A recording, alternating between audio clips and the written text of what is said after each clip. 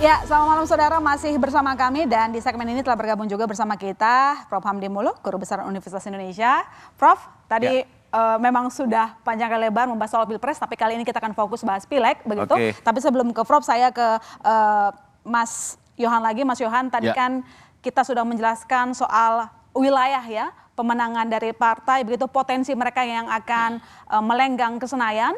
Tapi begini, tadi kan kita lihat ada data-data yang menunjukkan perubahan. Itu yang tadi saya singgung sebelumnya, bahwa warga RI ini tampak agak sedikit pelin-pelan, bukan pelin-pelan sih, maksudnya tidak berubah-ubah begitu. Cintanya terhadap partai ya berubah-ubah setiap pemilu begitu. Nah tadi kita lihat misalnya dari Gerindra naik suaranya begitu ya, kemudian PDIP juga demikian. Nah, apa biasanya secara historis yang membuat pemilih mengubah pilihannya? Ya di sebelumnya dari partai A kemudian pindah ke partai B, silakan.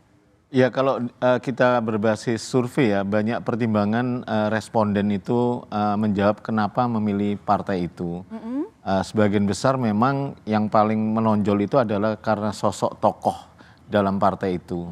Bisa karena ketua umum ya, bisa karena sosok yang representasi atau personifikasi dari tokoh dari partai itu gitu ya. Jadi memang pertimbangan itu yang cukup dominan, selain ada alasan-alasan yang sifatnya terkait program gitu ya, terkait kemudian visi misi atau hal-hal yang sudah pernah dilakukan oleh partai itu. Itu yang kita baca dari hasil survei. Karena itu kan kalau kita flashback ke belakang, kenapa kemudian 2009 itu kemudian tiba-tiba Partai Demokrat menjadi pemenang gitu ya, itu karena tidak lepas dari sosok Pak SBY waktu itu.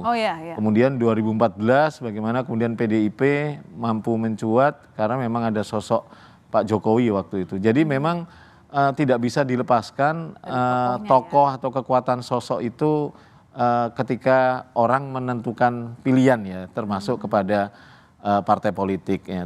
Memang gejalanya tidak semua partai, pemilih partai, misalnya beberapa partai-partai, misalnya partai PKS misalnya, dari responden pemilih PKS, kenapa milih partai itu lebih ke nilai-nilai, value ya, value atau ideologi dari partai itu. Tapi secara umum memang masyarakat atau pemilih Indonesia itu tidak bisa lepas dari kekuatan sosok gitu ya, pengaruh sosok atau pengaruh personifikasi dari partai itu yang cukup menjadi pertimbangan mereka kenapa mereka memilih partai tersebut gitu. Jadi kalau misalnya kita bikin runutan, hal pertama yang dilihat oleh pemilih adalah tokoh partainya, lalu kemudian janji-janji yang mungkin sebelumnya pernah dikecewakan, akhirnya mereka pindah haluan begitu. Apakah juga demikian Prof, dari pengamatan Anda bahwa ketika orang berpindah gitu ya pilihannya, partainya karena hal tersebut, karena melihat sosok yang pertama, yang kedua ketika mungkin ada yang kecewa dengan janji yang lama tidak terrealisasi, sehingga mereka patah hati, lalu kemudian pindah ke lain hati. Iya, gini, kalau kita lihat perolehan suara partai itu kan sangat tergantung dengan tingkat keterpilihan caleg di dapil-dapil itu.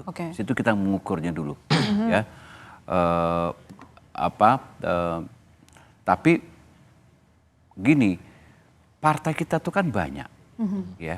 Kita multi partai yang cukup ekstrim.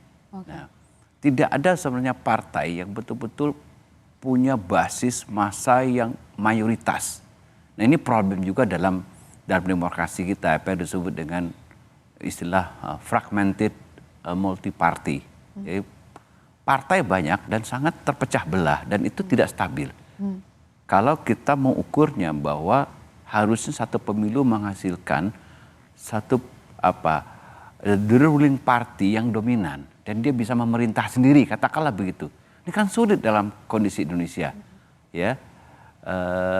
Selalu tidak ada pemenang mayoritas sebenarnya.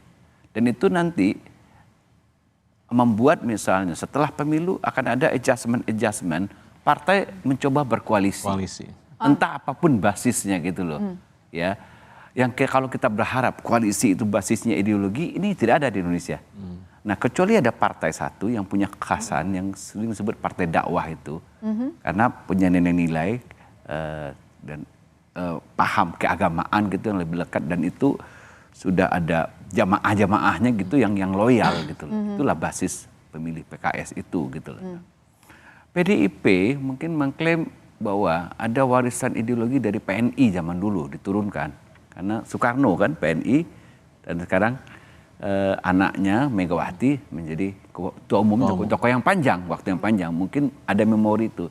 Walaupun kita lihat dari segi pemilihan kebijakan tidak terlalu kelihatan juga garis, nggak seterang benderang itu garis ideologi partai PDIP. Tapi itu lumayan lah gitu loh.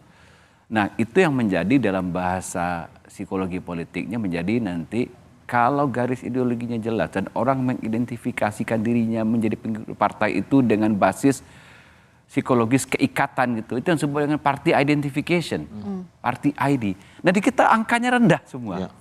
Nah party ID itu bisa ditumbuhkan tapi temporer ketika ada tokoh yang menonjol. Oke. Itu yang terjadi nanti di Partai Demokrat ketika pamor SBY itu tingkat keterpilihan dia calegnya kena imbas di daerah gitu ya. Nah itu kan berubah. Jadi 2009 itu 2014 karena Jokowi efek itu koitel efek dari Jokowi naik, PDIP 2019 naik. Nah ini 2024 PDIP turun loh. Oke, berarti mau bilang bahwa Jokowi efek juga sangat efektif mengangkat suara dari Gerindra? Iya bisa. Jokowi efek? Ya Jokowi efek. Walaupun Gerindra punya juga Prabowo efek. Gabung ini sekarang. Gitu. Itu lebih besar mana tuh Prabowo-nya atau dari? Soalnya tadi kalau ngobrol dari Litbang Kompas mengatakan ya lihatnya ya Prabowo-nya ya. Iya. Itu lebih dominan Prabowo. Lebih dominan Prabowo. Berarti Jokowi efek nggak terlalu. Ada nyumbang ke Gerindra juga pasti. Nyumbang ke Gerindra. Karena PDIP turun dia. Tadinya 22 loh. Sekarang tinggal 18 ya. 17 kalau di Litbang Kompas. Sekitar segitulah ya. Turun ya. Jadi tadi kan dikatakan bahwa sebenarnya kalau misalnya perolehan suara Jokowi efek ini cuma paling kerasa di Pilpresnya. Itu yang dilihat dari data yang dimiliki oleh Litbang Kompas. Iya, betul. Benar. Jadi sebenarnya kan pasangan Prabowo Gibran ini adalah pertemuan pemilih loyal Jokowi dengan pemilih loyal Pak Prabowo di 2014 dan 2019 ya.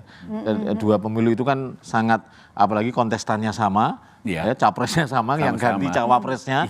Jadi orang kemudian semakin mengkristal pada pemilih loyal Pak Jokowi dan Pak Prabowo. Dan keduanya bertemu di pasangan Prabowo Gibran ini. Jadi itu yang membuat mungkin di survei-survei sebelumnya kan kita angka pasangan ini kan meskipun belum ada yang 54 lebih ya, terakhir kan 50, 52 gitu ya. Sehingga kalau kita lihat hitung cepat sampai ada yang 58 bahkan 59 bahkan ada yang 60, kita melihatnya itu kekuatan pertemuan loyalis Pak Prabowo dan loyalis Pak Jokowi itu yang kemudian bisa mengangkat pasangan ini begitu sampai menjamin bahwa Kompas sudah declare tadi sore bahwa potensi satu putaran di Pilpres ini memang lebih tinggi dari hasil hitung cepat ini.